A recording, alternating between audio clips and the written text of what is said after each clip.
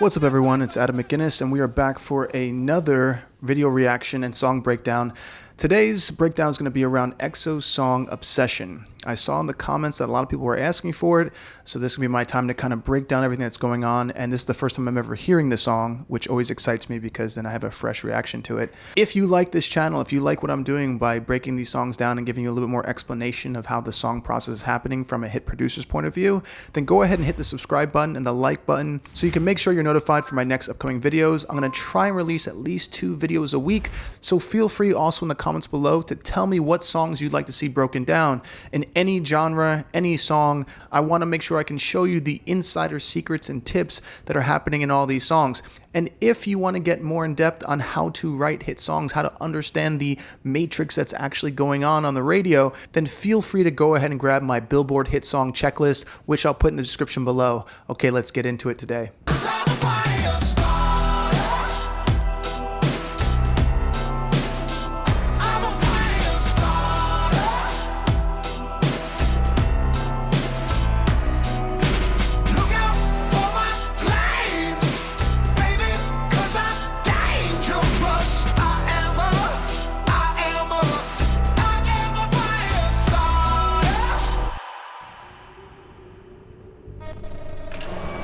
Wow.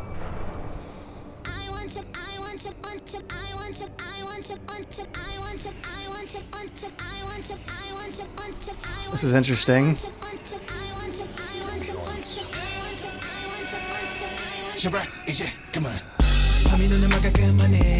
Alright, so I'm going to stop it right there because if you watched any of my other videos, you'll see that I have a thing that I talk about, which is grabbing attention within the first 8 seconds.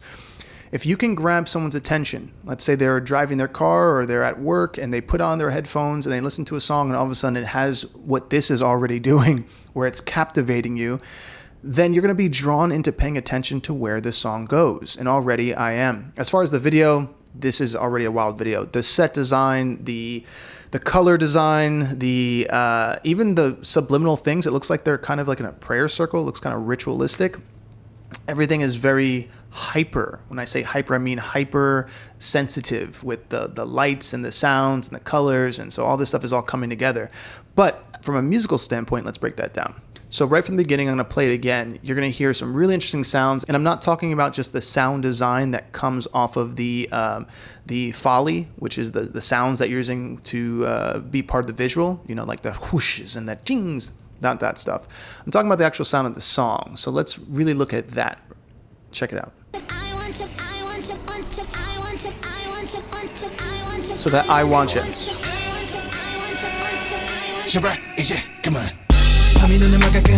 Great. So if anyone has remembered my other videos, I talk about the power of 3. They're doing it right here from the very beginning. That I want you, I want you, want you. They're doing actually, okay, if we want to get really deep, this is what I call a double stack. Okay, so a double stack is when you take a phrase and you repeat that phrase or that word in that phrase 3 times, but then you also repeat that whole phrase more than 3 times. So if you notice, it's going, I want you, I want you, want you. So it's saying that want you 3 times. And then they say it again, I want you, I want you, want you. So that's twice.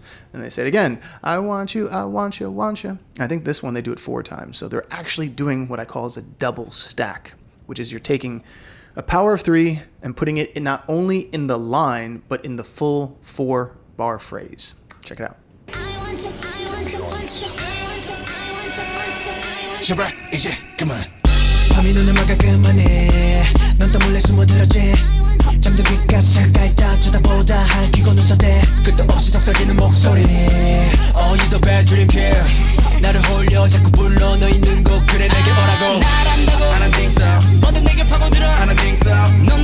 Okay, so for breaking down the song, notice how it starts off with a verse, melody, a structure of what they first come in with, and it comes out of that, I want you, I want you, I want you, boom, and grabs your attention, and has an aggressive melody. It's not like, you know, la da da da da. It's like dum dum dum dum dum dum dum. It's in your face. It's grabbing you. It's telling you pay attention right here. There's something that you should be listening to.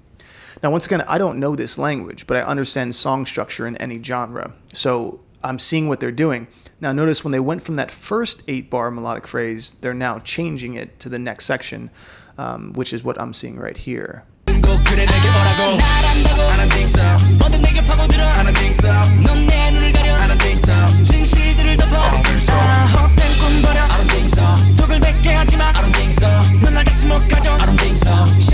So let's look the power throughs right there in the pre-chorus is dun, dun, dun, dun, dun, dun, I don't think so. Dun, dun, dun, dun, dun, dun, I don't think so. Dun, dun, dun, dun, dun, dun, I don't think so. So they've already done it 3 times right there. Once again, the reason why these ways of writing are used is because we want the listener to be able to remember something by only hearing it one time.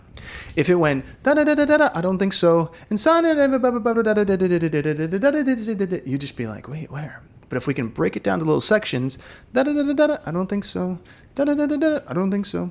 Now the cool thing about what they're doing is they're having a vocal that is basically the lead vocal. So he's singing na na na na na, and the I don't think so is an alter void or a transposed lower vocal going, I don't think so, almost has that very gravelly vocal. So that's an effect that we use.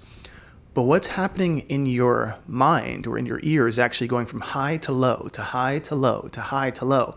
Now, you might not think of it that way, but that is how your ear is calibrating what's going on. So you, without knowing it, are actually going on a little roller coaster. You're going up and down and up and down. And this is like a really cool trick that's being used to keep the listener very engaged and captivated. So let's keep listening, but it's very interesting how they're using it.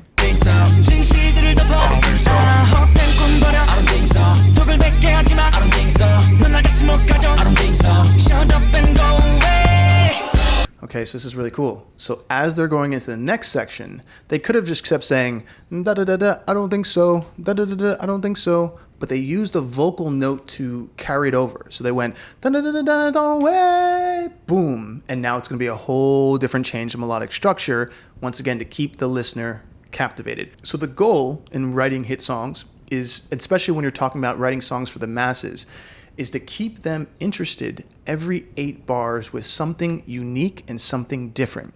Because if it just had the same linear thing, we'd get bored from it. So they're doing a great job so far. Let's listen to the next section.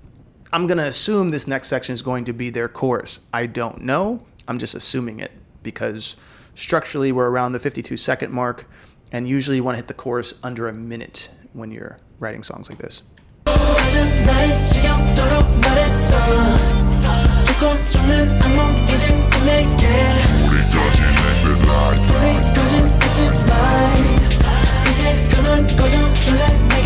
Yeah. So that was the new section, and they went back to, and this is very important, they went back to the intro, that I want you, I want you, want you. So it's called foreshadowing when you enter in a song and start off with something that you're going to replay either in the chorus or in the post-chorus, right? So that little vocal chop, which grabs attention, keeps the attention going when you bring it back after the chorus finishes.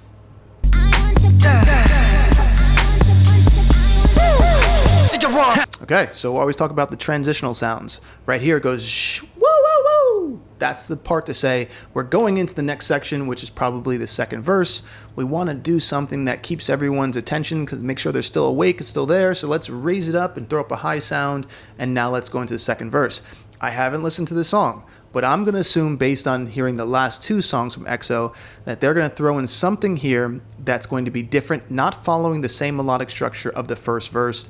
Probably a little bit more grimier, because I noticed they do add rap. When I say grimy, meaning like some of the structures, it's going to have a little more bite to it, but in a different way.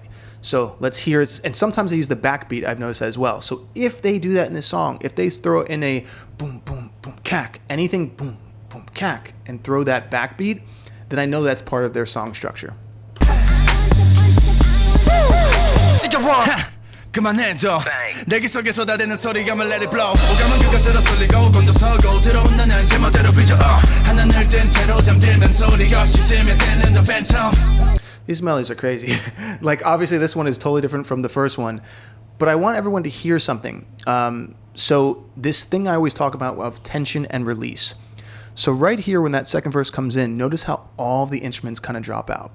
Now, the reason why that's so important is because it gives the feeling of the listener to zone in on the vocal and kind of forget where they are. Like, what part of the track are we in? So when it comes back in, you're almost like reinvigorated with the sound of the track, the drums and the beat and the music underneath.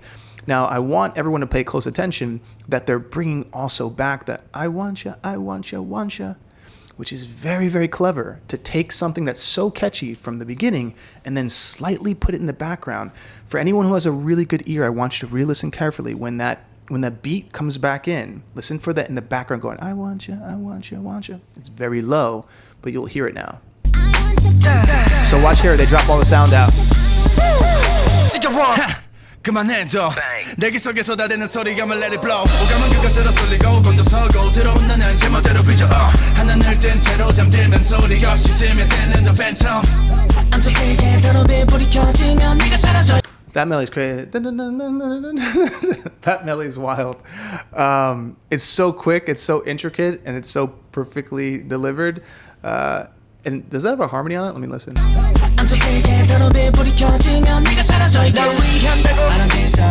So anyone, I'm going to play that again. I want you to hear that's not just a lead vocal. There's a harmony on it, which is what makes it sound like a cool, interesting chord.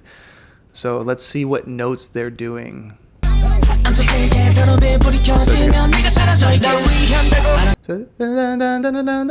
the high one. Let me rewind that. This chair full of arrows. That's interesting. Whoever's doing this set design, if you ever watch this video, y'all are amazing. Whoever's coming up with these sets, who's ever creating them, it's phenomenal. It's so artistic. It's so over the top and hyper. When I say sensual, I mean sensitivity. There's so many senses that are shooting off. When I say hypersensual, it's so many senses that are shooting off that it's very fascinating. And the bullseye in the background, if you looked at just this picture, this looks like a piece of art just looking at the picture. All right, let's keep it going. So remember I said before they're going to go to some sort of backbeat? That's the part I'm talking about. They're doing it right now.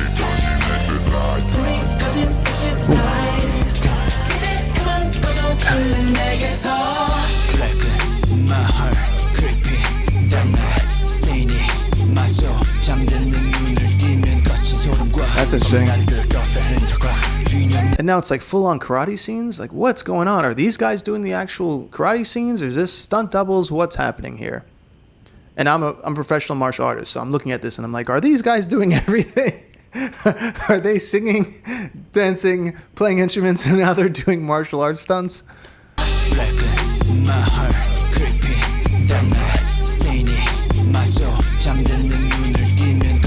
All right, so once again, power three. Ding ding, my soul, bande, dozo, dade, dazo. So power of three once again.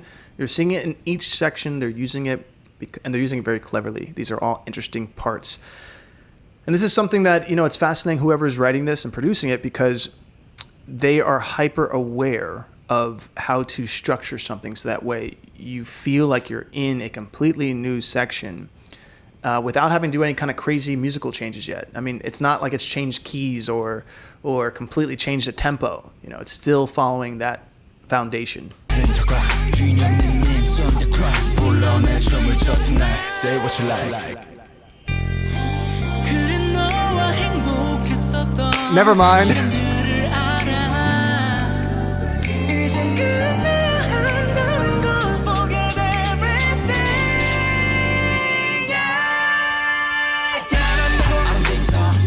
Okay, let's rewind that all back. What are these guys doing?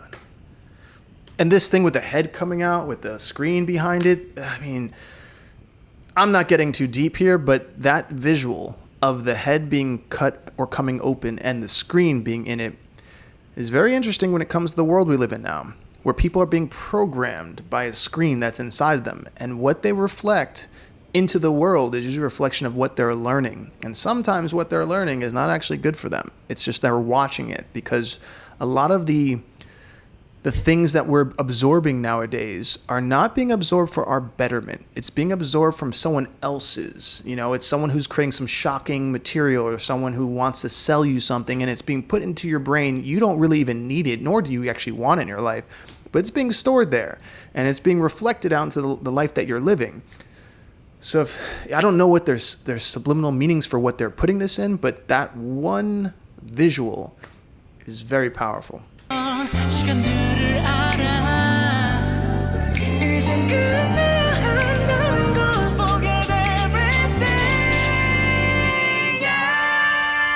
Wow. Okay, so the cool thing about this is they're now bringing in the piano sound. This very, lush sound, very simple, just has the snaps, to keep some rhythm. Kind of feels like something that an a cappella group would have done, like a Boyz II Men. And you hear the lush harmonies coming in again, like I've seen on the other songs. And they sound so good. Like it's almost like, the best way of saying it's like a nice wave of sounds that's just coming in and supporting it. Nothing's clashing or clanging. It's just very soothing. And then these high notes that he hit is just ridiculous. I'm going to assume that note is over a B full voice. I don't know. I'm just throwing it out there. But since we are here, I'm going to check. So let's see what note that he's singing on. Yeah! That's a high note. I would not sing that live in concert, but he definitely is. And that's when you know someone's a pure tenor. I'm not a pure tenor. Pure tenors can hit those notes full voice and not really strain. But when you are a musician and you're singing on the road especially, you don't want to sing notes that are outside of your range, because when you're performing over and over again every night, if you have a high note in your song and you have to sing that and that becomes a hit, it's going to strain your voice. And that's how some singers get nodes. They're called nodes, which are, it's kind of like small, I don't want to say tumors, but they're like small clusters of things that can grow in your throat. I'm not a doctor, so don't take what these exactly are. It could be calcium buildups. I don't know. But I do know it happens when it's vibrating on your throat, and it can create problems for vocalists. And that's why you've seen a lot of singers like Adele and other people get surgery when it comes to the nodes on their vocal cords. So let's see what this note was. He said, yeah. It's a D. See, I told you. I was like, that's above B. All right, so that's a ridiculous note. I would never sing that note on a song, because I know I'd have to sing that over and over again when a show happened. But they are doing it, which means it's pretty natural for them to hit that. Let's keep it going.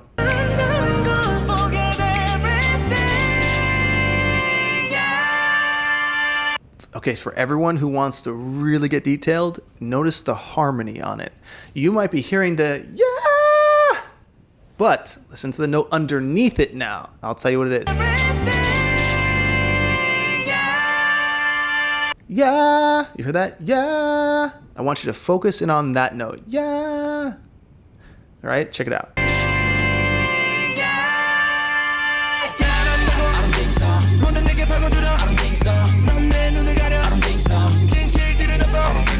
And now we're back in the pre-chorus.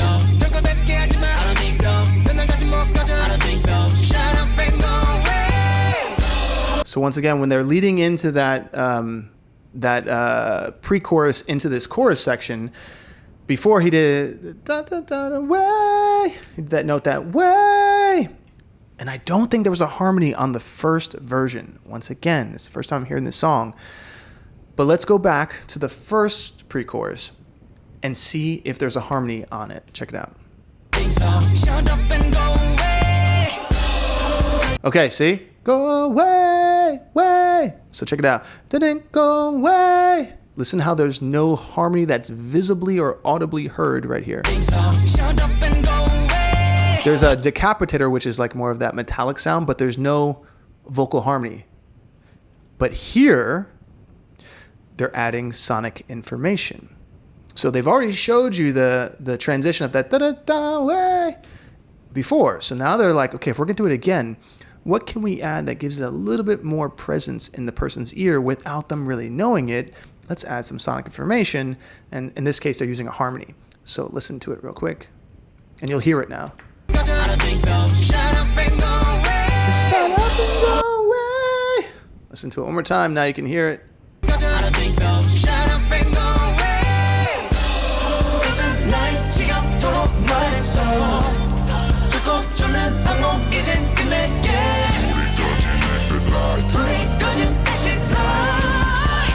Jeez, these notes he's hitting. La Like I said, these are not notes that I would sing. Like I said, I'm not a tenor, but what is this guy hitting?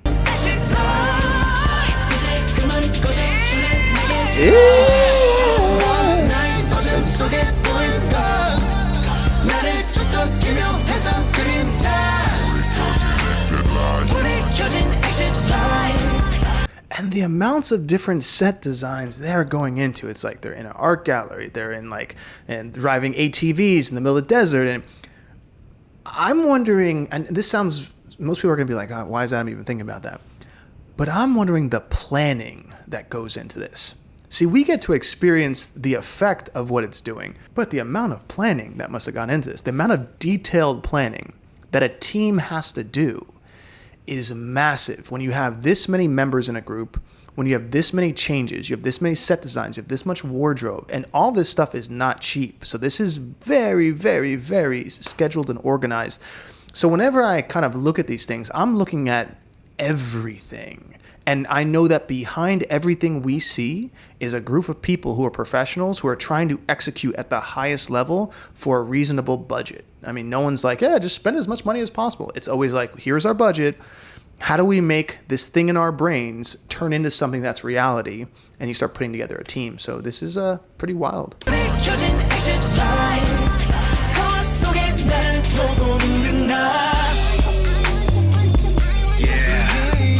And we bring back the I Want Ya.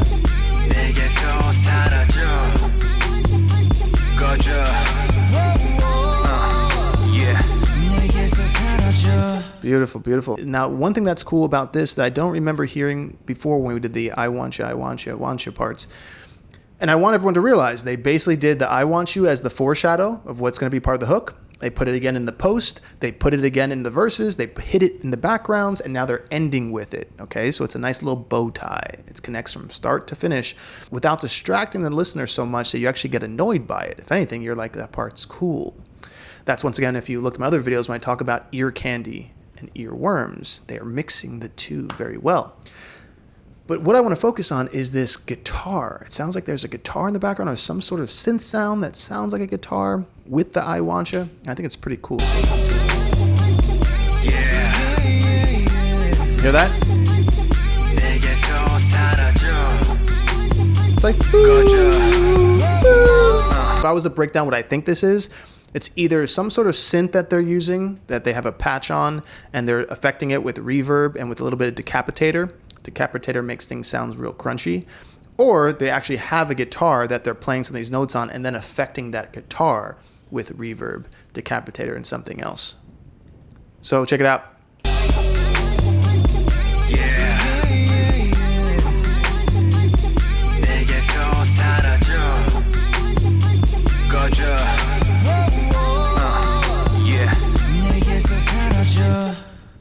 Beautiful. And notice, if you listen to it again, that guitar thing does a power of three. It goes, boo, boo, boo. I want you, boo, boo, boo. So once again, they're stacking these sonic information to help the listener feel encompassed in knowing the song, but always adding interesting elements. So anyway, let me see if there's an ending to this that is going to... Are they going to do anything at the end like the last one? Oh, wow, now the world is burning? What is going on? Okay, once again, I'm intrigued. So for everyone who's been telling me to check out this video and check out this group, EXO, I'm glad that you did, because obviously there is a lot of interesting things that are happening. The talent is incredible. The writers and producers are incredible. The set design, there's nothing I can say bad. If anything, it's just, it's so fascinating that I understand it. So for everyone who's been writing about it, so go ahead, leave in the comments. Let me know what you think of this video. Share it with your friends if you know anyone else who likes learning about songs and breakdowns. And then also, if there's another song that you want me to listen to from EXO or any other group in the world, any other musician in the world, feel free to post it in the comments below, and I'll make sure to check it out and hopefully be able to give you some more videos since you seem to all like these. All right, that being said, I hope you all have a great day, and I'll talk to you soon.